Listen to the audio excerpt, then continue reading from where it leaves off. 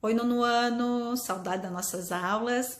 E hoje nós vamos falar um pouquinho sobre orações subordinadas, especificamente as orações subordinadas substantivas, que nós vamos encontrar lá no nosso livro, nas páginas 83 a 87. Vamos revisar, na verdade, porque nós já vimos esse assunto em sala.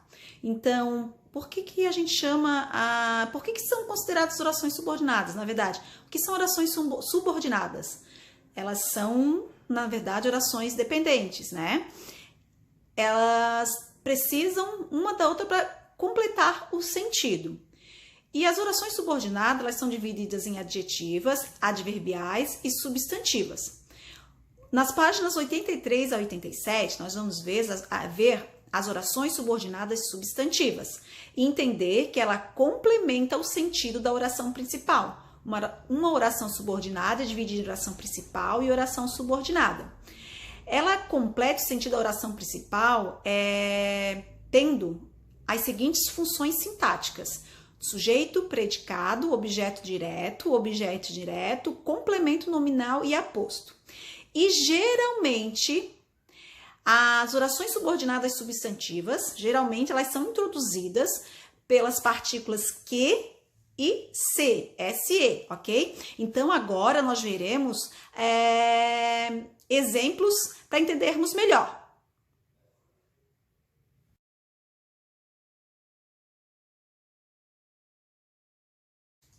Então, agora nós vamos ver os tipos de orações subordinadas substantivas, tá? Então, eu tenho 3 tipos aqui. A que exerce a função de sujeito da oração principal, a que exerce a função de objeto direto da oração principal e a que exerce a função de objeto indireto da oração principal. Primeiro, vamos separar a oração principal da oração subordinada. Não esqueçam que a oração subordinada é sempre introduzida pelas partículas que e se, ok? Então, olha pela leitura. É certo... Separei. Aqui eu tenho a oração principal e aqui eu tenho a oração subordinada e olha aqui a partícula que. Ela é chamada de subjetiva porque a oração principal, ela não tem um sujeito.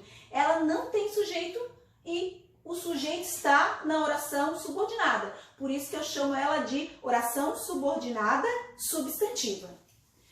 A objetiva direta. Primeiro nós temos que separar. Oração principal, espero, até a partícula. A partícula fica lá na oração subordinada. Então, espero, verbo, é um verbo transitivo direto. Espero, pergunta o quê?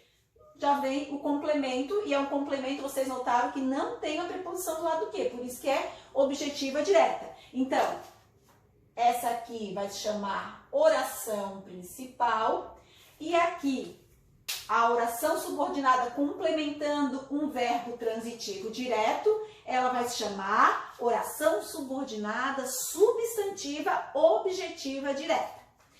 Agora, dá para perceber a diferença entre objetiva direta e objetiva indireta pela seguinte hipótesezinha aqui, ó. Separei. A preposição está junto com a partícula que. Por quê? Como o verbo lembrar é um verbo transitivo indireto, precisa da preposição para complementar, eu chamo de objetiva indireta. Então, aqui eu tenho oração principal e a oração subordinada completando o sentido da oração principal. E completando também um verbo transitivo indireto.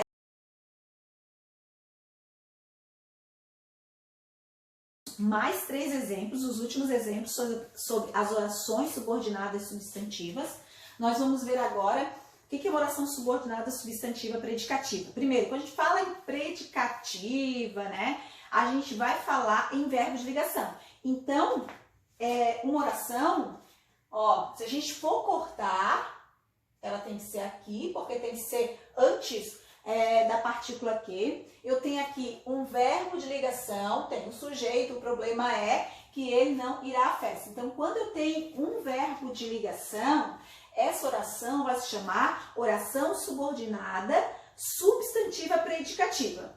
A completiva nominal, ela tem uma semelhança com a objetiva indireta. As duas têm a presença da preposição. Só que a objetiva indireta, que a gente viu anteriormente, ela complementa um verbo transitivo indireto, diferente daqui. A completiva nominal, aqui, a preposição com a partícula que vai complementar um nome. Então, nós vamos, ele tem necessidade.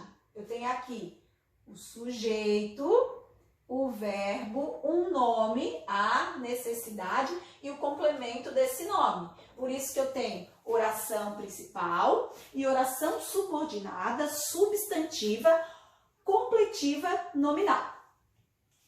E a apositiva, bem tranquilo, bem fácil de entender, porque geralmente ela vem antes do que 2 pontos, ou também pode vir entre vírgulas, tem que prestar bastante atenção nisso, tá? Então, aqui, até o pontinho, até os 2 pontos, eu tenho oração principal, e do outro lado, que complementa a oração principal, eu tenho um aposto. Por isso que eu chamo de oração subordinada, substantiva, apositiva. Agora, nós vamos prestar atenção na diferença entre a completiva nominal e a objetiva indireta, ok?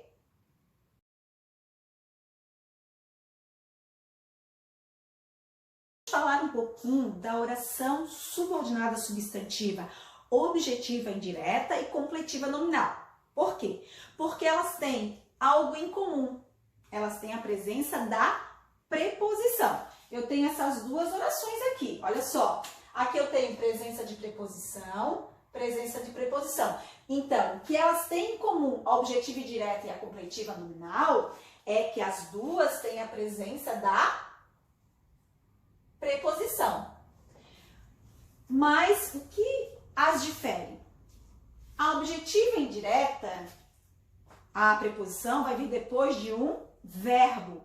A completiva nominal, a preposição vem depois de um nome. Então, vamos separar as orações agora para ver qual é qual. A primeira, ele necessita de que o ajudem. Então, eu tenho aqui, tem que cortar, porque a preposição tem que acompanhar a partícula que. Então, ele necessita. Então, vamos aqui verificar a oração principal. Sujeito, e aqui eu tenho o verbo, ele necessita, sujeito e verbo. E aqui eu tenho a oração principal. Então, se eu tenho sujeito e logo depois do sujeito eu tenho verbo e logo depois do verbo já tenho a preposição de, é claro que essa oração aqui vai ser uma oração subordinada, substantiva, objetiva, indireta.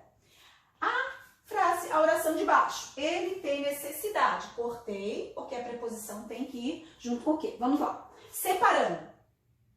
Sujeito, verbo. Sobrou algo depois do verbo. Então, não está, essa Dzinha aqui não está complementando o verbo, e sim a palavra necessidade. Necessidade de que o ajuda. Então, aqui eu tenho uma oração subordinada substantiva, completiva, nominal. Se eu for verificar a estrutura de cada um, para ela ser objetiva e indireta, é como se fosse uma formulazinha. Ela vai ter sujeito, ela vai ter um verbo e logo depois do verbo já tem o complemento. Já na completiva nominal, eu tenho sujeito, o verbo, um nome e depois o complemento, ok? Uma formulazinha para vocês lembrarem da diferença entre elas. Agora, tudo estudado, revisado, vocês podem fazer as atividades propostas sobre orações subordinadas substantivas. Até mais!